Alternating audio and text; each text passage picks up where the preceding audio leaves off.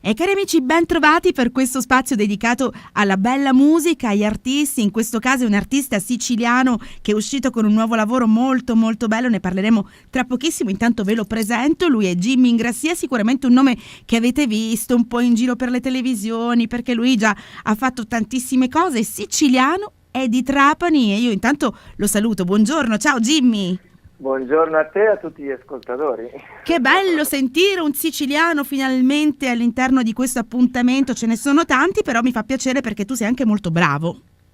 Grazie mille, grazie per i tuoi complimenti.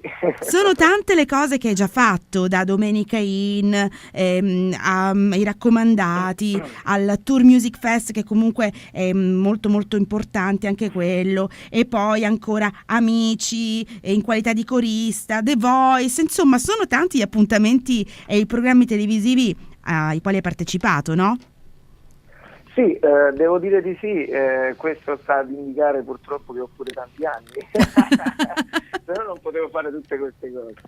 A parte gli scherzi, ne ho fatte tante, sì, di esperienze televisive piuttosto che radiofoniche, piuttosto che live. Io però credo che appunto la cosa più importante sia quella di fare tanti concerti, perché quella è la vera essenza della musica. La TV naturalmente è importante per arrivare al grande pubblico, cioè solo tramite quel mezzo riesci a farti conoscere a più persone e a diventare tra virgolette popolare, quindi anche quello è importante, però purtroppo si discosta un po' dalla musica vera, cioè quella che è la vera forma d'arte della musica, mentre i concerti e live sono la cosa più bella da fare. Cantare e arrivare al cuore della gente. A proposito di cuore, io credo, leggendo anche tutte le cose che hai fatto, che avrai sicuramente provato un'emozione incredibile, perché so che hai cantato sia in coro che da solista davanti a Papa Francesco, quindi insomma sarà stata sicuramente un'emozione molto grande. Sì, credo che quella sia, diciamo, il vertice, no, delle emozioni, ma per una questione, insomma, non capita tutti i giorni di fare un'esperienza del genere.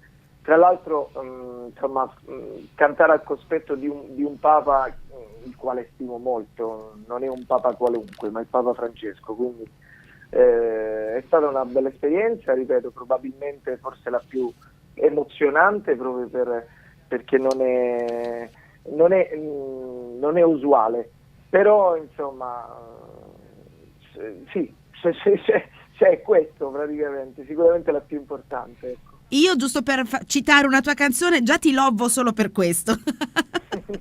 Invece, parlando di questo nuovo progetto, di Alza la bandiera, sono tanti gli argomenti che tu tratti all'interno anche del tuo nuovo album, sicuramente Sotto i piedi dei giganti, che tra l'altro è uscirà a breve in questi giorni. Tra E 2 giorni, sì. esatto, e quindi io ci tengo particolarmente a conoscere un po' meglio quest'album, visto e considerato che uscirà a breve, sicuramente un progetto importante per te.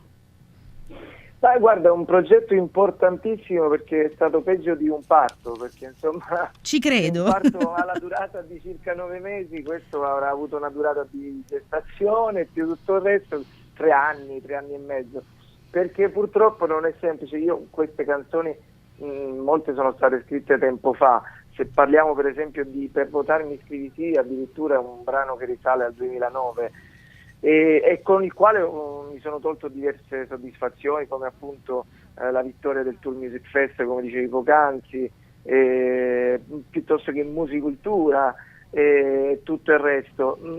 Però non si riusciva a convogliare in un album, cioè c'era una canzone, poi due singoli, 3 singoli, ma era difficile trovare purtroppo il finanziamento per poter fare un album, perché insomma, per chi non lo sapesse, per poter fare un disco ci vuole anche la parte economica oltre che quella artistica, cioè per fare comunque qualcosa di dignitoso, altrimenti ti metti a registrare dove ricapita e probabilmente esce fuori con pochi soldi.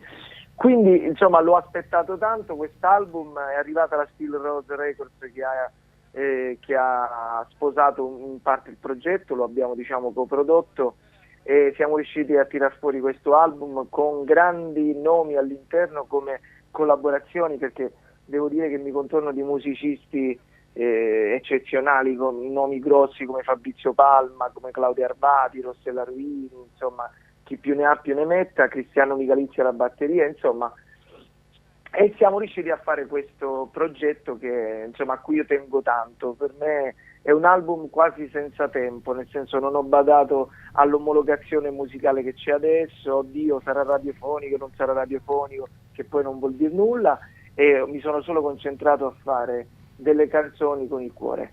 E sei stato anche molto sincero, perché ascoltando il singolo, per esempio Alza la bandiera, tu parli all'interno di questo singolo di giustizia e il tuo pensiero a 360 gradi è anche della situazione attuale.